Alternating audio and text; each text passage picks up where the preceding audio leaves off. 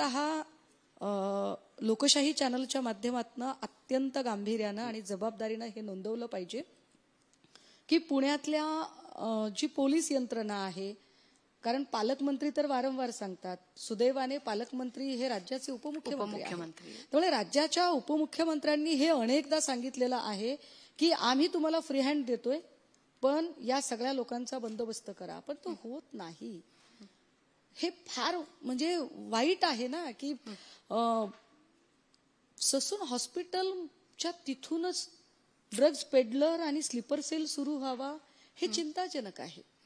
आणि त्या ड्रग्जवरती अजूनही कुठलाही कसलाही पायबंद लागत नाही, त्याच्यावरची ऍक्शन घेतली जात नाही. आता म्हणजे कोयता गँग इतकी दिवस रस्त्यांवर धुडगूस घालत होती तिथपर्यंत ठीक आहे.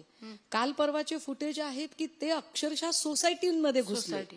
अरे, जर इथपर्यंत जर सुरक्षिततेला नख लावलं जात असेल तर हे वाईट आहे, हे गंभीर आहे.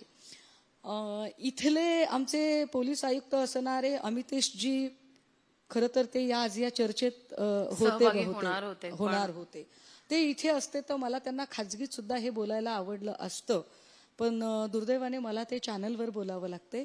पण अडचण कुठे आहे ते आम्हाला कळत नाही अजून पण, की का भूमिका का घेतल्या जात नाहीत, अजूनही या सगळ्या संदर्भाने ठामपणे मांडणी का केली जात नाही.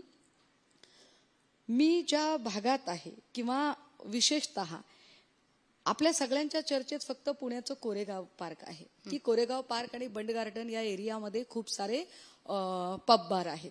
पण आज घडीला जर सगळ्यात जास्त जर पब बारची संख्या कुठे असेल तर ती वाढतीये विमाननगर परिसरामध्ये. विमाननगर हायफाय